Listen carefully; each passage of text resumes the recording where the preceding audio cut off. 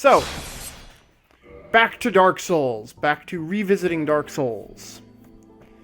Last time we made some good progress. We got as far as the Bell Gargoyles. We joined a covenant. In this case, the Covenant of... I think it's officially called the Covenant of the Sun, right? That's like the technical name. Which has been nicknamed the Sun Bros. Which is the covenant of which... the Knight Solaire was a part, which is, because it's primarily a... Oh, I was holding the wrong button to run. Because it's primarily a cooperative multiplay, sort of a covenant, that's the reason why Solaire is the one to introduce it, or why Solaire is a member, maybe? Whoops. Oh, crap. I've forgotten what all the buttons do. I have got to... pick one game and just play with it. I've been playing Batman Arkham Asylum in my off time. And the controls for that are a little bit different. So anywho, in between sessions, I didn't do much. I pretty much stayed local to where we are. But I did... Yeah, okay, I'm a Warrior of Sunlight. Is the name of my covenant. And each covenant basically presents a different goal. I'm gonna... You know what? I'm not gonna try and do the multiplayer again. We're gonna make some progress in different ways here. So one of the first, okay. After beating the Bell Gargoyle, we found an item, and this actually is a spot that throws a lot of people off. Where's my inventory? There. Right, there we go. We found an item called the basement key. Okay, which allows us to get to Lower Undead Burg. And if you don't read the item descriptions, you kind of get lost at this point because you don't know where that key goes to. And it says, it's the far face of the Great Bridge in the Undead Burg, which is basically back the way we came. But we're not quite going to go in that direction yet. Because if you explored around a bit, in this area, you had found, the black... Oh, by the way, I did do a little off-screen sunbrowing, which is to say I spent some time between sessions just, doing some cooperative multiplay and beating the Bell Gargoyles a couple extra times. Mainly for fun and for practice, because I really do enjoy the cooperative multiplay and fighting the bosses over and over. But I also built up some humanity, and I did upgrade my equipment, which is going to be kind of important. You'll see I've got my holy robe and my sword and my bow. They're actually all the way up to +5 now. So... Well, hello again. You seem to be doing all right. Need anything forged? So now that we've done that, I think we'll repair all my equipment, make sure that's all in good. And I also purchased a bunch of arrows. So we'll come back to the whole idea of ascending equipment in just a little while. But now... abandoned in favor of the church that you passed. Now he has some different stuff for us to talk to. From here to two forbidden plains, Sen's Fortress and the Dark Root Garden.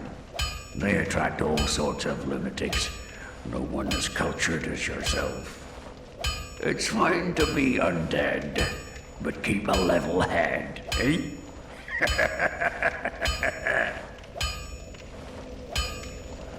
Okay, I'm just gonna let him... Sen's Fortress is an old proving grounds built by the ancient gods. It is the only route leading to the great Anor Londo. Of course, most fools can't even find their way into that fortified death trap. But they won't stop trying. Take that bumbling Sir Onion. Okay, so there we have a reference to the guy we already met, Sigmire. Garden. Although I've heard rumors of a divine blacksmith who resides there. Those who get stumped in the catacombs seek him for divine weapons. And that... I know little, Well, okay, he's back to repeating himself. And that is the reason why we're going to go and head into the Darkroot Garden rather than following the critical path of the game here. Now, right downstairs from the guy, we have this sort of boss monster. The Titanite Demon.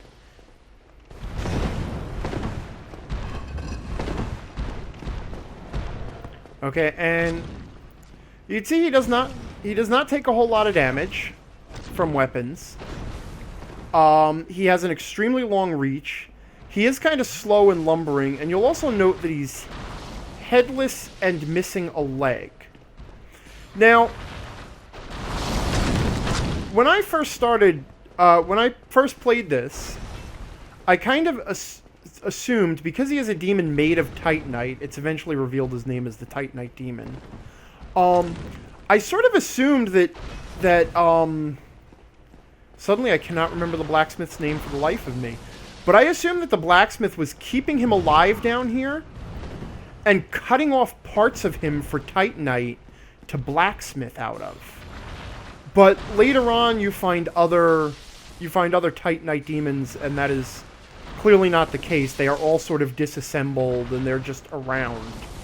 So I thought it was sort of a dark story that was gonna not quite be revealed. Now, we do not have to beat this guy, and you can beat him just by chipping away at him. He's sort of a beefgate. Whoops.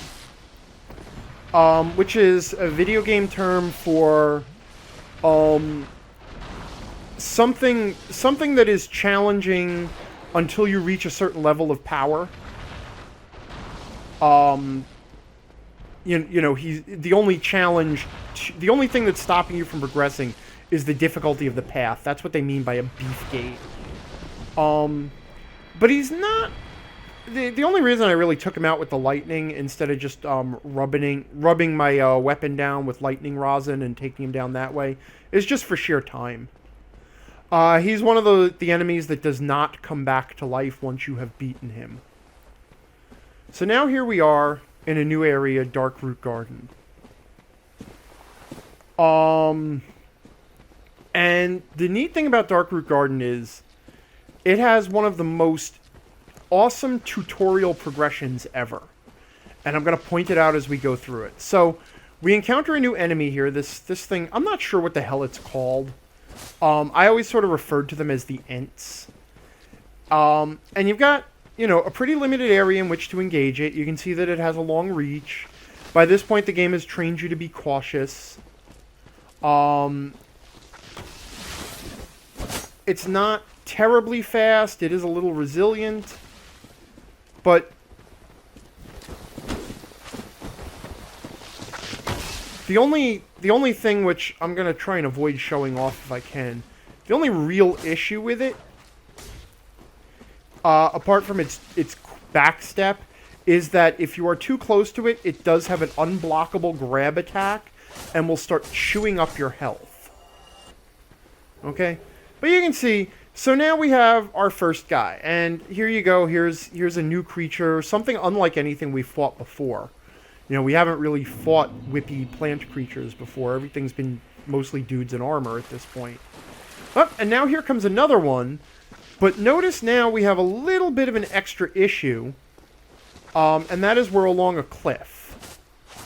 So, if we move, you know, obviously we have to watch our footing while we fight the dude. Well, you know, the cliff makes it a little bit easier. But okay, so that's... Now you've had time to practice twice. Okay, you've got to play with two of them now. Okay, now as that sign sort of gives away, it says be wary of ambush. We can also see an item up there on that ledge, which we won't be able to get right now. So hey, there's a third one. Now we can deal with him. But oh shit, notice that fourth one popped out of the ground where it was disguised as a shrub. So now we're fighting two of them at a time. And it showed us that they will ambush us by hiding in the ground and pretending to be bushes. It's sort of a really awesome bit of internal training. And I really like it. It's one of the best moments. Okay. It's one of the best teaching moments in the game, apart from that first encounter, which I already talked about. The first encounter outside the aqueduct when you get into the game proper. We also have this door that is currently locked. We can go ahead and get a key for it now, but I'm not gonna. And we also see this message that, for whatever reason, we can't quite read this message, which is a little bit of a pain in the ass, because I know what it says, and it's going to tell me that there is a secret door here, or an illusionary door here. Okay. Oh, no, it says enemy ahead. Why the hell would it say that? Anyway, there are a number... I think this is the first one that we've actually encountered. But there are a number of illusionary walls. There are a number of illusionary walls in this game. That basically they vanish when you strike them.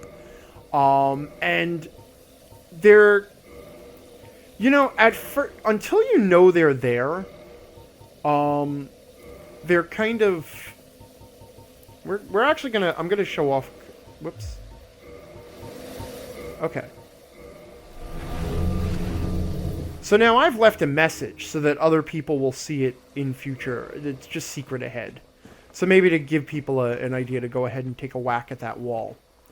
Also, if we go back now... And this isn't strictly necessary, but I'm just going to point out that it's something that you could do. Come here, guy. I need you to come fight me way over here, away from your ambush buddy.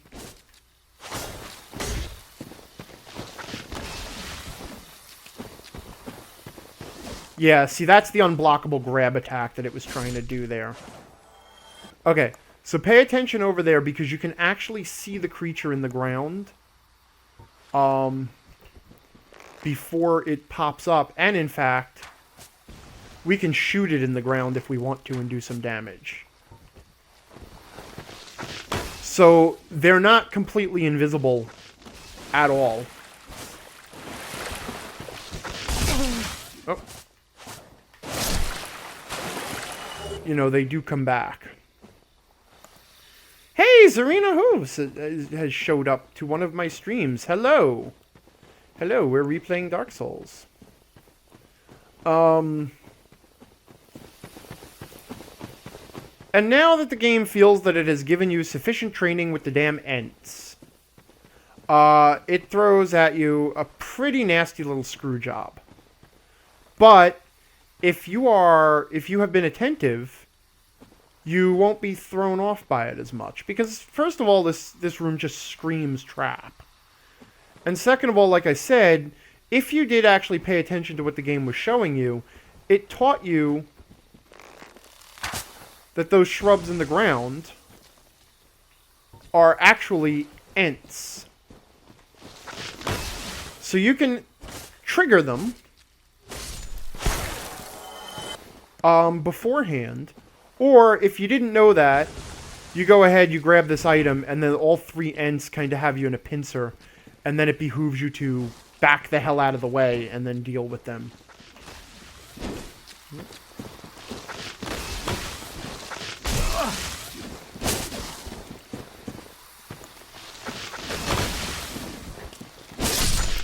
As you would expect from plant creatures, as you would expect from plant creatures, they also are vulnerable to fire, but... and we could throw some fire bombs at them if we wanted to. Calibrion is saying almost always better to leave that item rather than aggro those Ents for the rest of the game. Bullshit. Absolutely not. Get the item. Don't be a pussy. Dark Soul is not for pussies. Okay. And now that we've been sort of trained with the Ents, the game continues the tutorializing progression by teaching us about a new enemy, because if we walk directly ahead, now we wake this guy up. Okay? And these Stone Knights, we can sort of, again, see what they're capable of. They're actually pretty easy to run circles around, but they do have a long reach. Trying to get him to do his spell. Come on, do your spell. Do your spell. There. But they do have this spell, which, number one, it slows down your movement speed very slowly. Which makes it difficult to kind of outmaneuver these guys because their strength is, or their weakness is maneuvering, and it also prevents you from dodge rolling. That said, oops. Alright. I let myself run out of stamina there. That was my mistake. Come on now.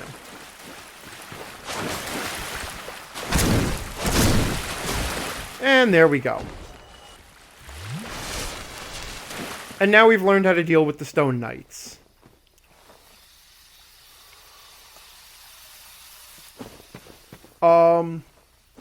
Now, if we're, again, paying attention, we'll notice that there's another Stone Knight laying on the ground there, and a shrub. Now, it's a little difficult to spot the shrubs. They are a little bit darker colored from the actual shrubs in the game. And if we go running in there, then we're going to have to deal with at least 2 Ents and one of the Stone Knights. But we can actually be a little bit smarter.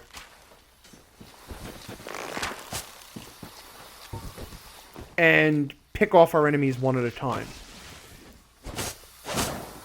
And that shows one of the major tactical engagements in Dark Souls is about picking your battles. Whoops, that was the wrong button. Okay. I meant to do that. Is about picking your battles and engaging your enemies as you want to instead of as they want to. That tiny little tree. Whoops.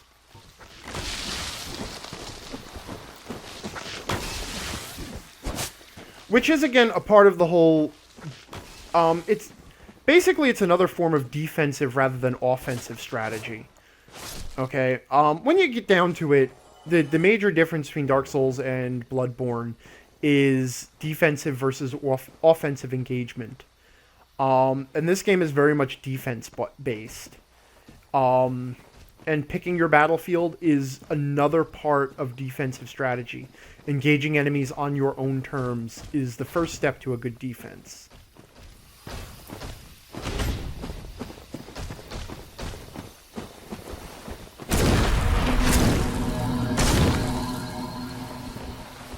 I like to actually take advantage of him stopping to cast the spell to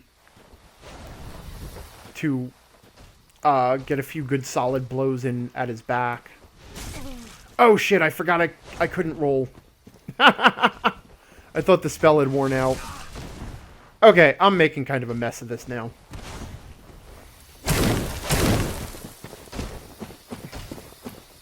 Take a quick drink.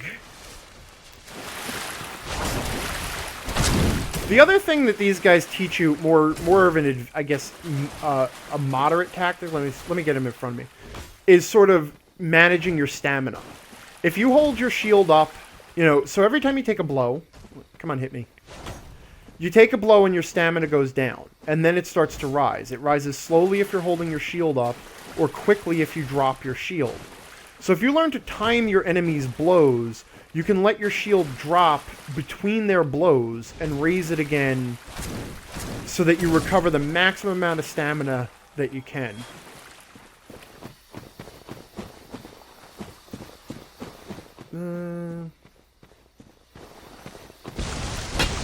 Oh. And see, I was careless that time. Was not paying attention and pissed off 2 Ents. Which we're now going to have to just sort of deal with. Now, because the Stone Knight moves so much more slowly than the Ents, we can pull the Ents far away and get some good quality alone time with them before the Stone Knight gets involved. Not quite enough, as it turns out, but it's fine. Whoops. I'm caught up on the tree. Damn it.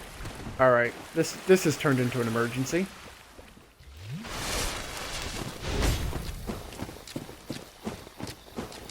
Alright. Pull the Ent away a little bit.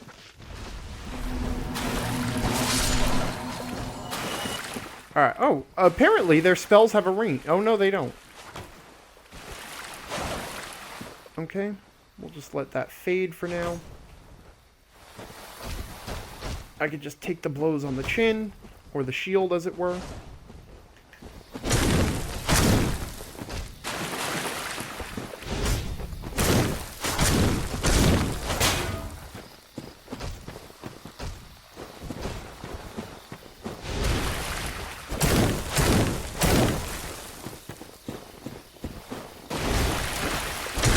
And sidestep. Okay.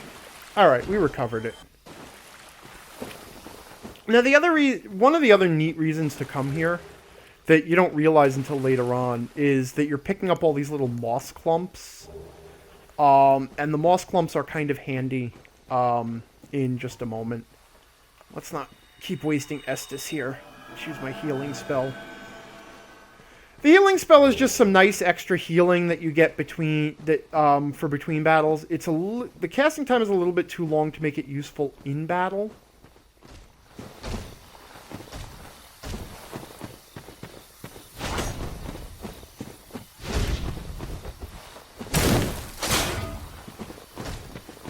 See, he's also good at managing when his shield is up.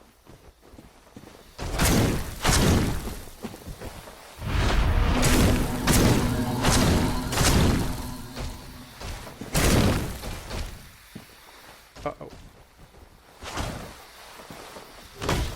Thought I actually had him there. Just keep backing away. There we go. Alright.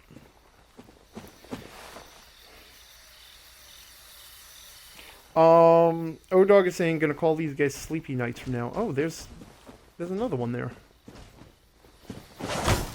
Whoops.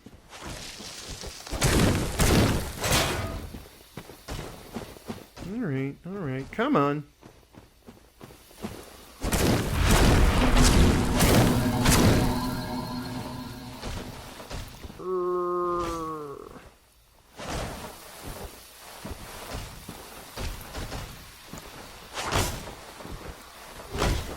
I will say one of the things about Dark Souls is it really would benefit from having the chat on the side of the screen rather than down on a laptop that I have to look away from the screen to see.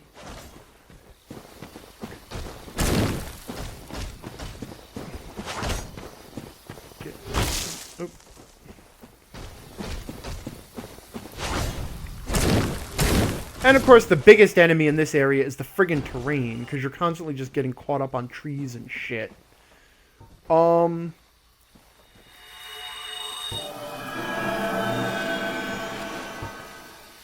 we're just going to keep... Before we go on ahead, because this is obviously the way forward, let's just take a little moment to explore the area that we find ourselves in. Because remember, we do want to explore and we want to find everything.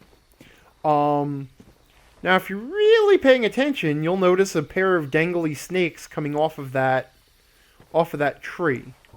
It's hard to make out, but there is actually a two-headed lizard snake monster on the tree. Which waits until we wander close to kill us. It is poisonous, so if we let it bite us too many times, it'll build up our poison meter. Oh, egg vermifuge. That's a very rare item. Mad Adventurer says we'll call them the Knights Who Say Z. Did I miss it? Okay. And the other thing, we're just going to hug the right-hand wall here. And circle around this area to make sure that we haven't missed anything. And, oh, look at that. There's a very narrow little passage off here. Oh. And as you walk into this passage, you hear the sound of an Ent popping out. And the sound design in this game is another really great tool to use. You can use it to hear the sound of enemies approaching. One of the best things to use it for is the sound of crossbowmen taking a shot. So again, we're just going to go ahead and upset that guy so that he comes down off the tree. If we had grabbed that item, you can imagine that we would have had two-headed snake pain. And remember, we do want to... O-Dog is saying those glowy flowers make it look like there's items hidden. And yeah, they do. Now here's another thing to be really attentive and notice. I actually staggered into this one by accident while I was fighting one of the Ents. But notice how this tree is sort of moving. Okay? It is actually an enemy. And you can damage it. I believe in the original design of the game, they actually had attack. I think if you someone dug through like some of the game code or whatever, the game information, and found that they have attack animations that don't do anything. But originally they were going to... Oh shit! I forgot about the flying saucer frogs. Speaking of stupid designs. Yeah, so I completely stumbled in... See, in there we can see another one of those trees. It's actually spinning and moving. I stumbled into that by accident while I was fighting an Ent because I swung past the Ent and did damage to it.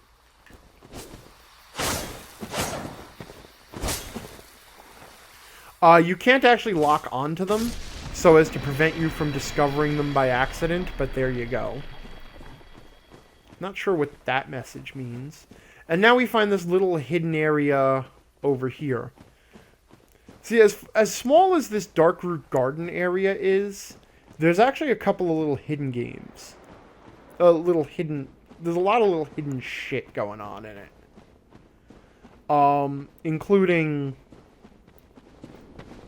Including a hidden NPC, as we will see. So as we climb up this path, we find our buddy the Stone Knight. Whoops, lock on. Of course, it's a little bit tougher to take advantage of our mobility here in this narrow passage. Which is what happens when you don't get to pick the battlefield. But there you go. We can still just sort of hack past him and then swing away at him. And then this is actually the item that we found as we first came into the Darkroot Garden. In fact, if it isn't dead, over there should be the hidden Ent. Oh no, I killed him on the way through, didn't I? Okay. So yeah, this is actually the ledge above the path into Darkroot Garden where I pointed out that item. So yeah. O-Dog is saying what is with the water effect from some of the enemy deaths. Whoop. Oh right.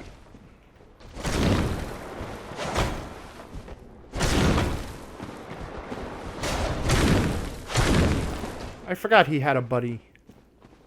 Alright, I am not coming to play with you.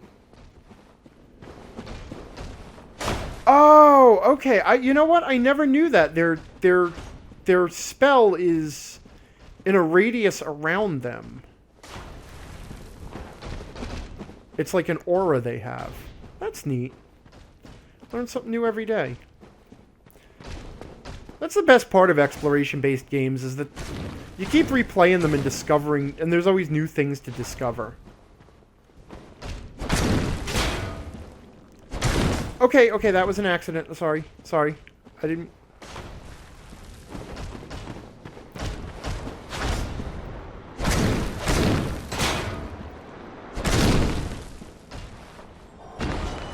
Done and done. Okay.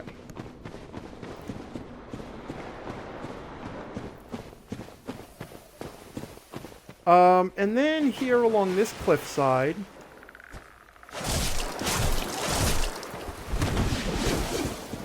we get a few more of the flying saucer frogs.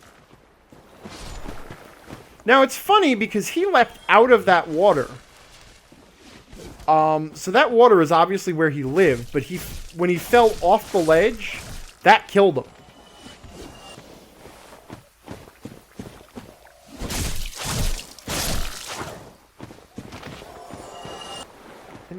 Alright, are you all dead? Sometimes they're a pain in the ass because the flame effect of an item gets hidden by their bodies. And now we are far above the Dark Lake. I think that's the Dark Lake down there. Maybe not. I could be wrong. But we got one more little hidden item here, which will be useful for souls. Whoops. Alrighty. I'm not sure quite where we are. Alright. And that's pretty much what this area has to offer in terms of hidden stuff. And now we'll move on back to the Night and Ent Garden.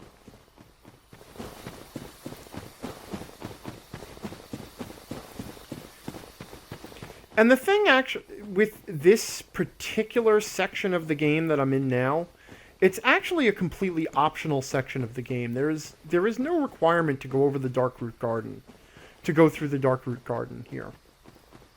Especially not from the direction I came in.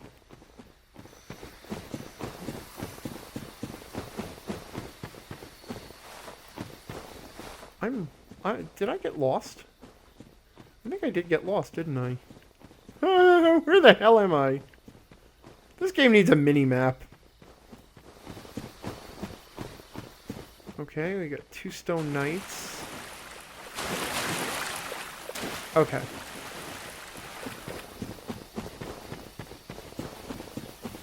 I lost the tower. See, I was actually making for the tower because as, here it is. As Andrea Vestora, the blacksmith, pointed out, there was actually this is the old church that was replaced by the undead parish, and there was a divine blacksmith here once upon a time. There is also, if you come through this area human, there is a hidden NPC here that you can summon. Unlike summoning a player character, she's computer controlled.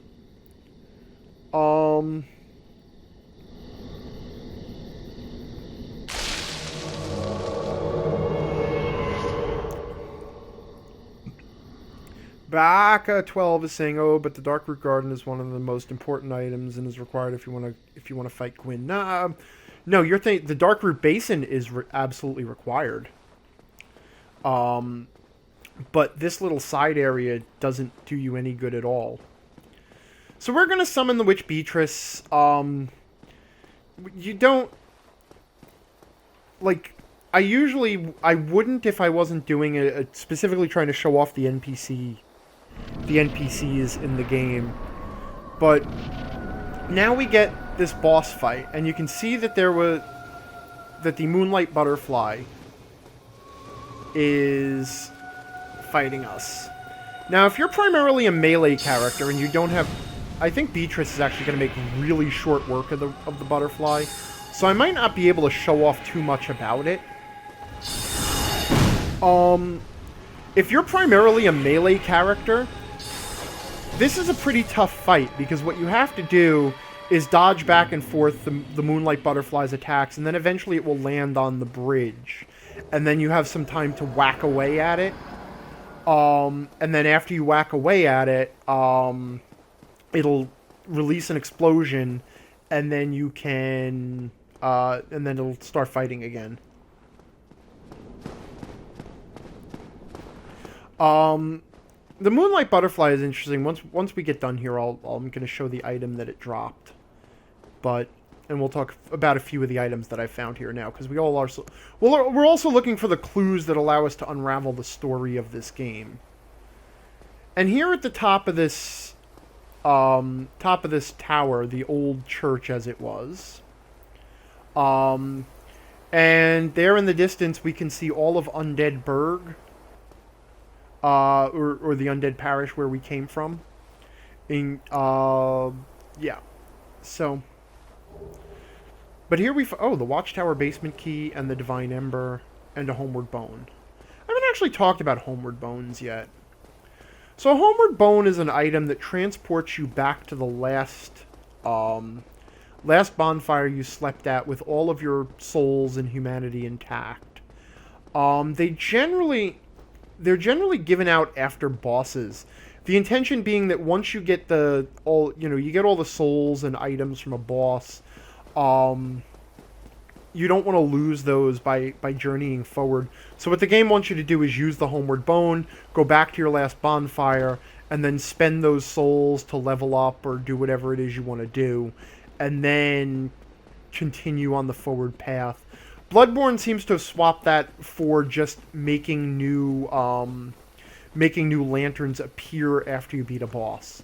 So you kill a boss and then a checkpoint just appears.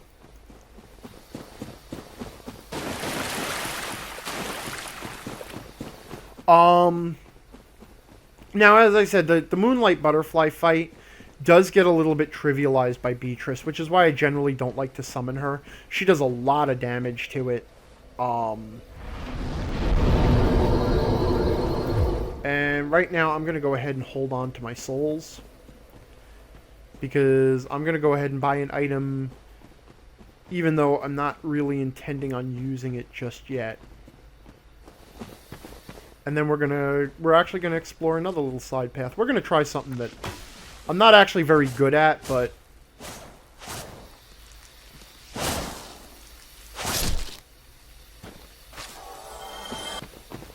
the first.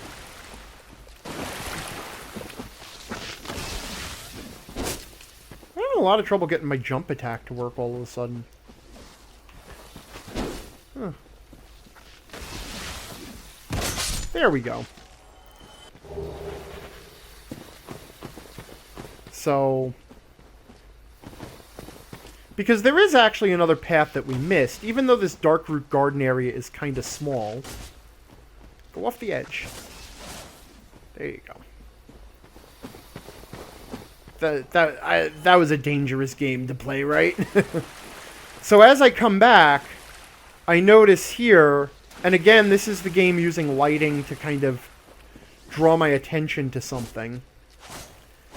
As you walk back out of that area now, or as you come back from later in the game when you would come out of that door with the crest, you'll see the glow. It's like, oh, there's an item up there, and then you'll realize that there's a path up here.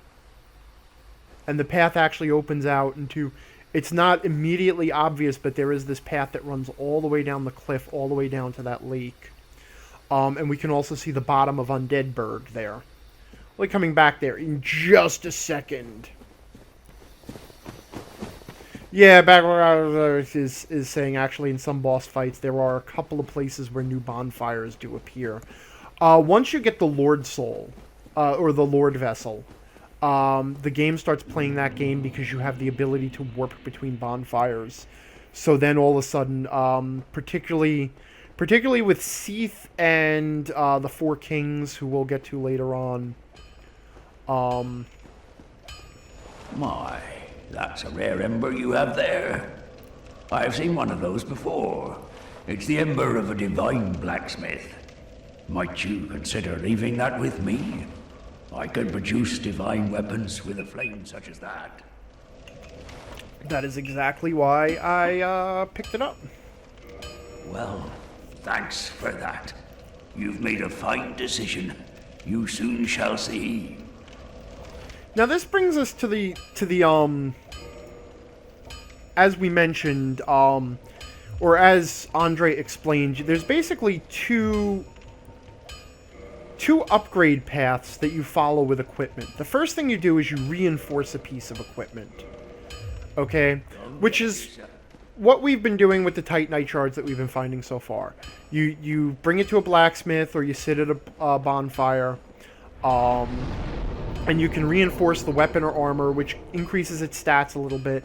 Actually, it has a more substantial increase than your level ups generally do. So it's better to level up your equipment than your level. Well, hello again. You seem to be doing all right. Need anything forged? The other thing is we can actually ascend equipment, which is what he talked about before. You need to have a rare ember to do that. In this case, we have the divine ember, and we can turn a fully leveled up piece of equipment into, in this case, a divine thing. And so our longsword +5 will become a divine longsword. Okay, and you can see it'll go from doing 120 basic damage to 81 damage plus 99 divine damage, I believe that is. It'll come back to me. Okay. Now this plays into what I had mentioned way earlier in the game when we were choosing our level ups. And I mentioned that there are basically 4... No, I'm not... I can't really make out your name because I'm looking down at a... Plus you got a lot of A's. You're Baka12. Okay, so, no, I'm not getting mad at your knowledge. You're just jumping ahead a little bit, and I'm trying to do sort of the emergent experience. But no, I'm not mad at all. It's not like if this were Bloodborne and you were giving stuff away, I'd be mad because I'm playing that game blind on purpose. But here in this case, I've discovered the game. I've discovered the way it works out. So now I'm going through and kind of picking it apart for people. But I'm not mad. So as I mentioned, that there are four stats that can be broadly classified as offensive stats. Strength, dexterity, intelligence, and faith. And that's because different weapons will scale based on those, some or more of those attributes. For example, my longsword scales based on both strength and dexterity. I think it's a little bit better with dexterity if I actually look at the stats. No, so it's a grade C with strength and a grade C with dexterity. As those two stats rise, the damage that my longsword does also rises. The key to leveling up efficiently in this game is to pick one of those offensive stats, strength, dexterity, intelligence, or faith, and stick with that stat for most of your level ups. Okay? In addition, vitality and endurance are useful for just about any character. Endurance increases your...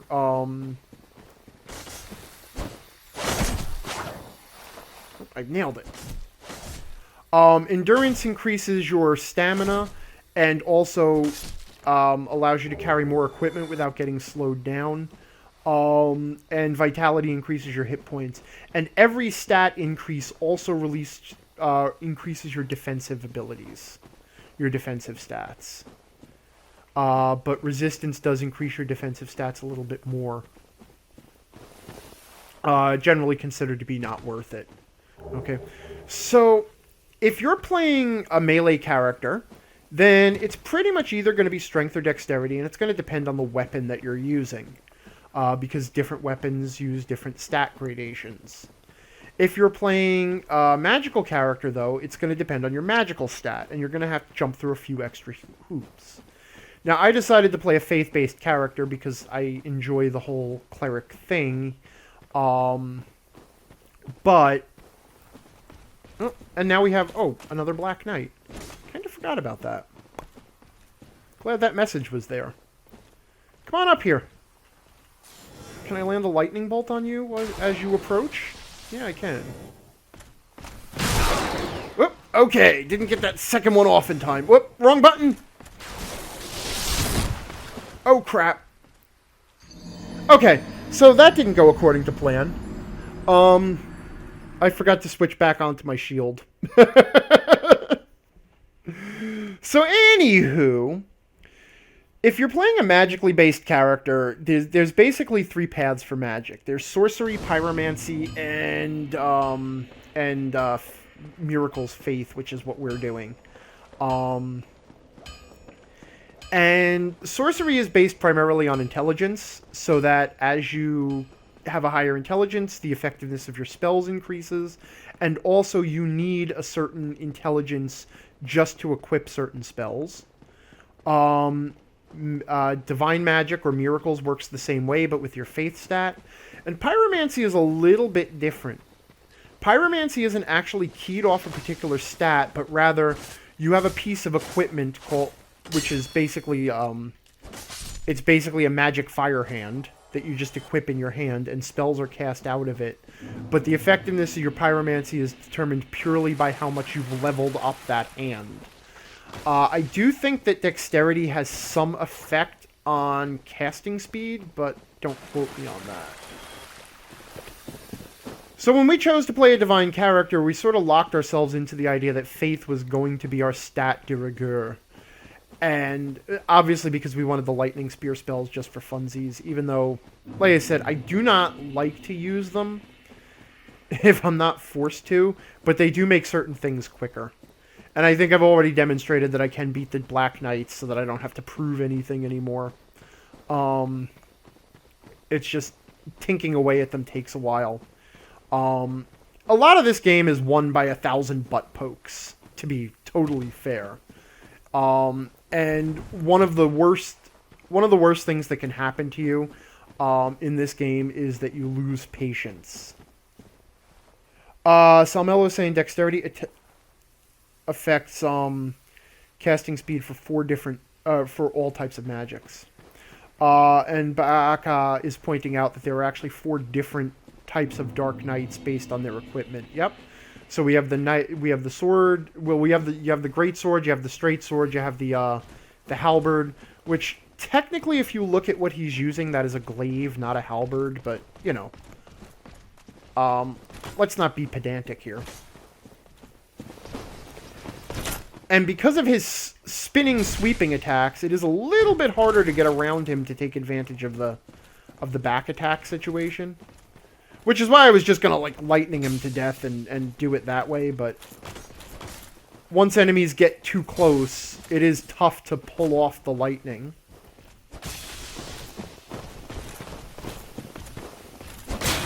Come on. Come on, show me your back there, Binky. Whoop, okay, I over...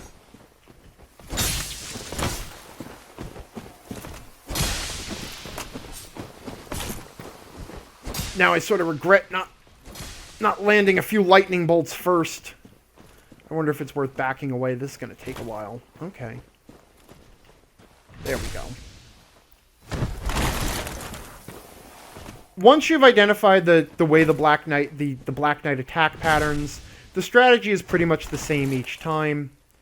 Or at least the optimal strategy, which is simply just take advantage of the back attacks, because they get locked into these forward attacks, and then their facing is stuck long enough for you to just kind of circle around. Granted, if you're playing a slower character, focusing on heavy armor, I got no idea what the hell you do. But there we go. That's the Dark Knight. Baaka is pointing out parrying. As I've already mentioned, I just don't have the timing of parrying down great. I can pull it off, but not reliably enough that I want to bet on it every time. So I'm just much better with the footwork overall. Footwork and shield work. And here we have a bonfire. So the reason we took this little...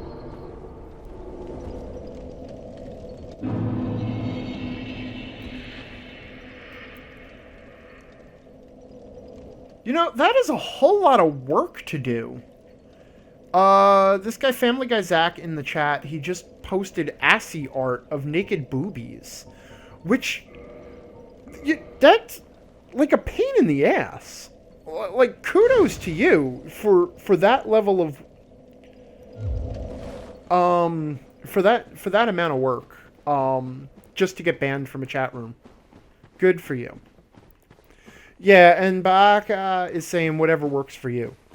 And that's actually the cool thing about this game, is in the end, there's not really anything like an optimal build. Though some people, if you listen to some people, because Dark Souls fans can be intolerable. Dark Souls fans are the Dungeon World fans of video games. But we're actually gonna take a stab. Because I use a longsword. We're gonna take a stab at something a little bit trickier here. Something I usually don't go for this early in the game because it's not of much use to me. But since we got the key to the basement of the watchtower,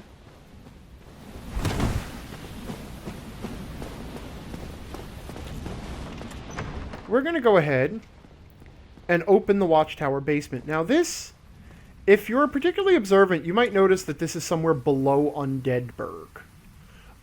That's actually the bridge with the worm here.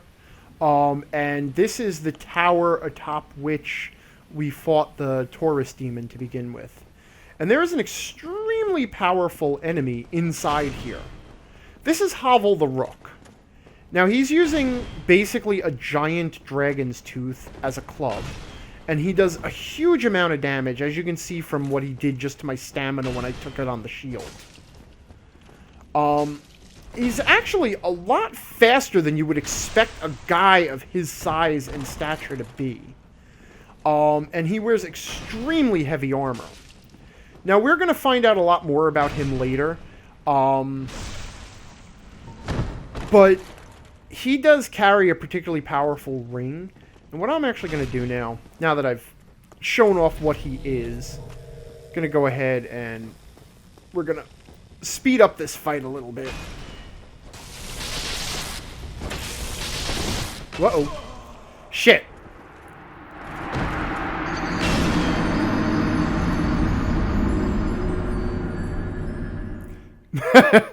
Now, at this level of the game, he is basically zero tolerance for error.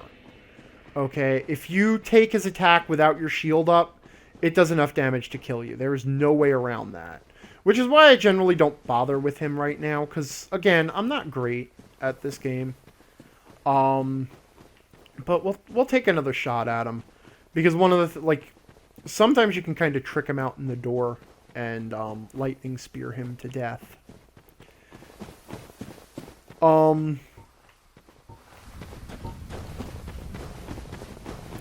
But you really do have to just,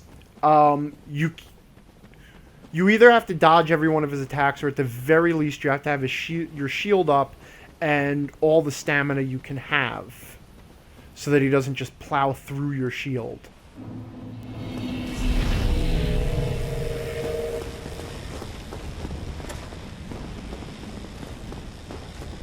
Come here. Come here, Bucky. Come on.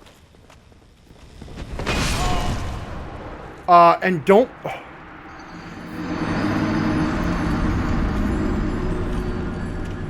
Yeah, Baka. See, Baka, though, like I said, we're trying to reveal this stuff through time here.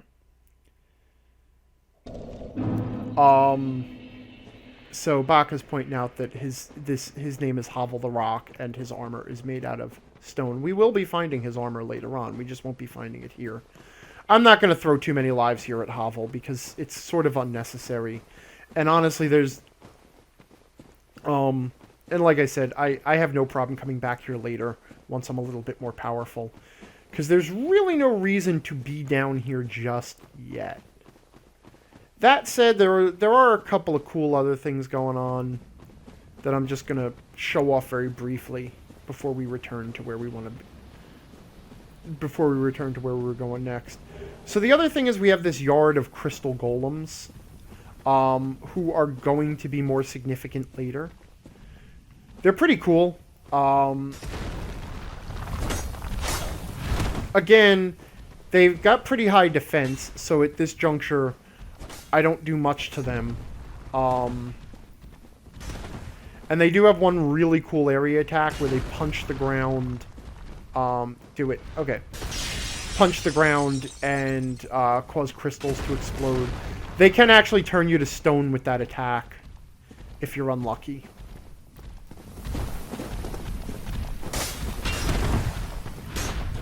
Alright, but I'm gonna zap my way through these guys here.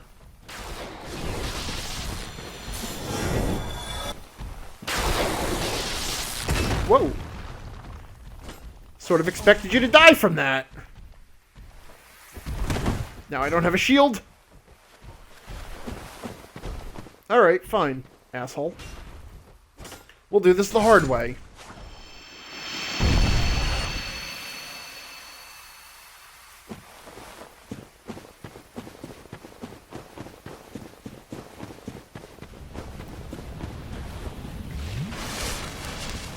Okay. The other thing going on here, you know what, maybe we'll...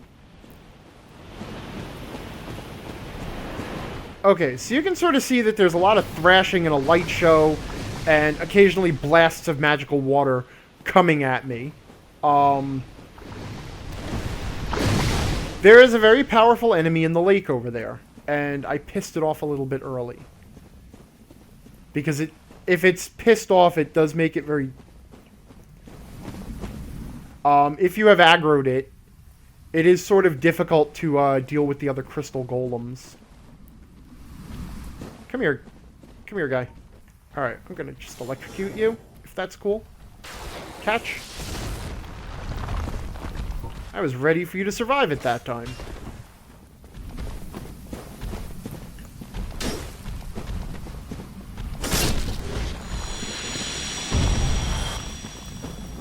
And what the hell, we might deal with this thing that's here right now.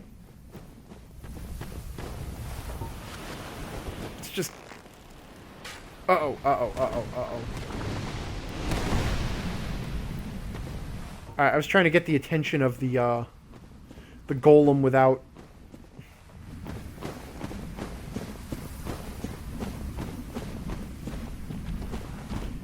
without pissing off the creature in the water anymore.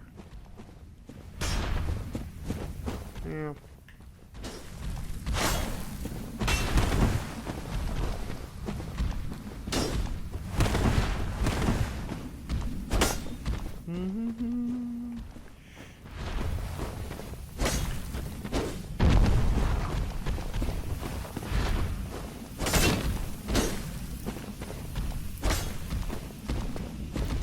And you can see again that the resistance of the enemies to my damage is a little bit high. The game doesn't really expect me to be down here just yet. And I really only did it for the Divine Ember. But since we're here, and there's a few things going on right now, and it is neat that the game does sort of let you kind of wander a little bit and take things a little bit out of order. The hardest part about this creature is getting close to it. Okay? So this is what we're dealing with. We're dealing with a Hydra. One of the coolest designed creatures in this game. It is kind of difficult to deal with melee. You kind of have to wait until it does one of its lunge attacks, and then go for one of its heads. Like so. And I'm being really careful about where I stand in the water, because there is a drop-off there that you can't see. But there's actually a drop-off right about just in front of me that will kill me if I fall. Now,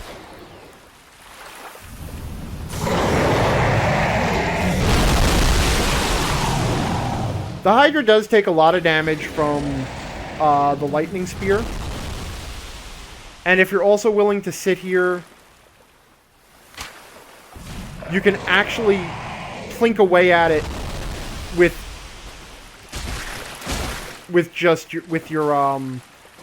your bow, even if you're weak with a bow. As you do damage to it, you'll notice that you actually do take its heads off, which is also awesome. We're just going to handle this the easy way, though.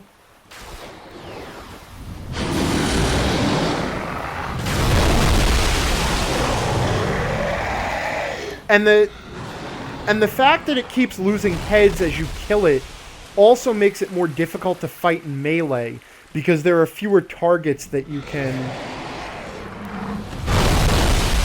I am standing right on the edge there, aren't I?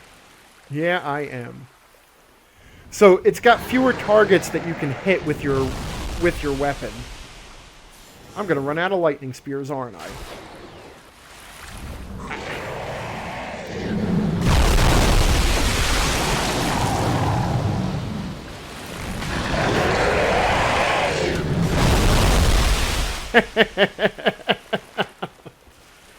And so we are reduced to this.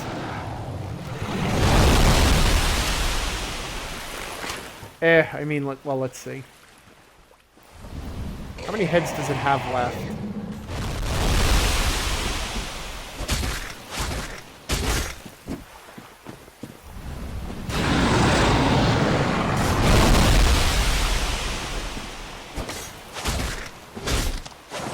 Not actually sure that my sword is doing that much more damage to it than my bow. But here you go.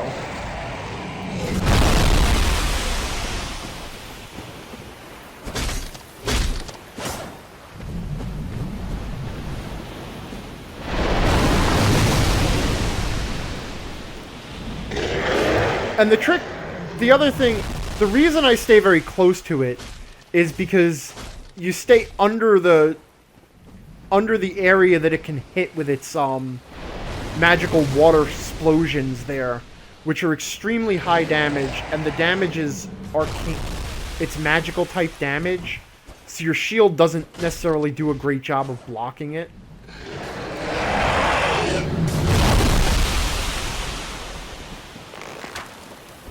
But this is another fight that really can just require extreme amounts of patience. Ooh. Alright. I guess that was kind of my fault.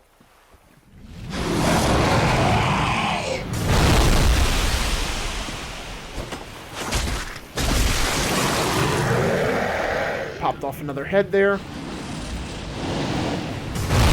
Not even sure how many heads it's got left. I can't... Okay. 3?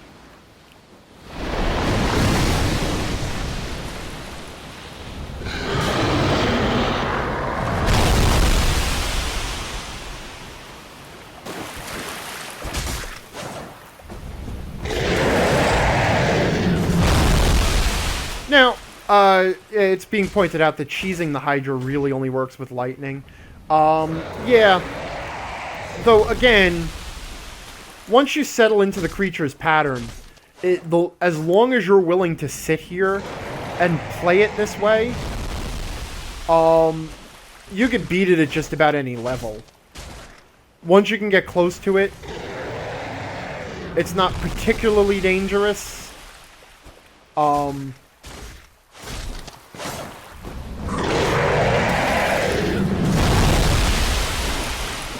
And like I said again, I could have just sat here and done this. There's nothing that prevents me from killing the Hydra this way.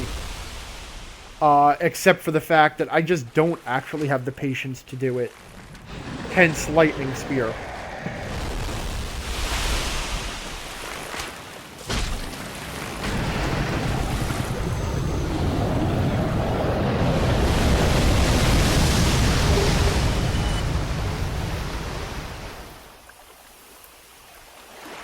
Okay. Alright, so now we have beaten the Hydra.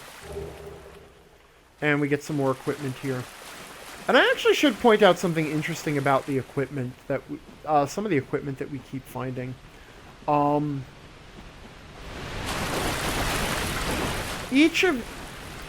Which sort of plays into the story of the game. So, and there's also... Oh wait, I think I gotta go rest for this to appear. Alright. Couple of things to note. Number one, notice that I'm sluggish in water. That's actually very important, because we're for our next little side quest. The other thing, as I started to say, a lot of the equipment that you'll occasionally find these corpses around the game that have equipment on them. You know, full sets of armor, sometimes shields, sometimes weapons. And each of the starting classes in the game, their full set of equipment can be found somewhere in the world. Like, for example, up above us, we did find the Ranger's equipment. That's where I found the longbow and the leather armor and shit. The idea is, we talked about last time how Solaire explained that the world, time and space were sort of fracturing so that there were all these different worlds where this story was playing out in different ways, all sort of existing, sort of coexisting side by side. And that those worlds were going to keep intruding on each other. And one of the sort of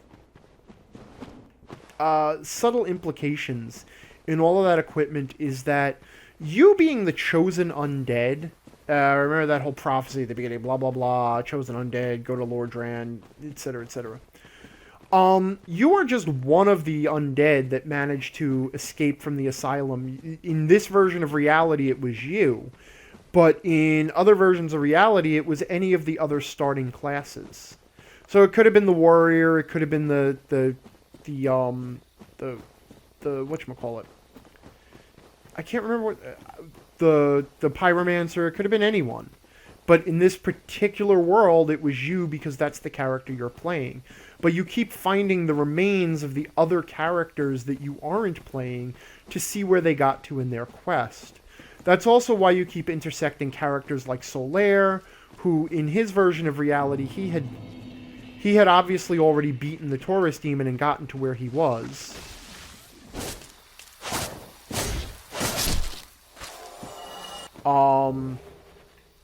And that's that. Alright. Having completed that side quest, and the only reason I completed that side quest was for the Divine Ember at this point. That's the only thing I wanted, because I want to be able to start ascending my weapon on the Divine Path as quickly as possible. Because right now, my weapon is not benefiting from any of my stats to any significant degree. It's just, you know, it's based sort of on average. It's got an average scaling on strength and dexterity, and I haven't been scaling up strength and dexterity, so it's really not something that's So I want to be able to turn my weapon divine so that it will scale based on my faith stat, which is something that I'll be able to do in short order. The first step to that was to make sure that what's his name? Andre knows how to... that he has the Ember to make divine weapons. He also sort of dropped a hint that it'll become important later that divine weapons are particularly useful in the catacombs. And we haven't been to the catacombs yet. But... so let's take a look at some of the stuff that we've found, though. Okay? The Dusk Crown Ring. This will tie into the... we found this in the Hydra, we found this by the lake, and this is sort of a clue that the lake has something to do with the lost kingdom of Ulasil. Okay? Oh yeah, Imperial Star Destroyer, weren't you going to show us something behind the lake? Yeah, I'll come back for that. It's something that I can do later. Ulasil is a kingdom whose history is revealed in the DLC for this game. And it was a highly magical kingdom. This ring is one of 4 rings that are found in the game that mention Knights of Gwyn. Okay? Artorias was one of the 4 great Knights of Gwyn. Artorias the Abyss Walker. And his symbol was the wolf. And this ring, it boosts poise, which is your ability to take a hit without having your attacks or spells interrupted.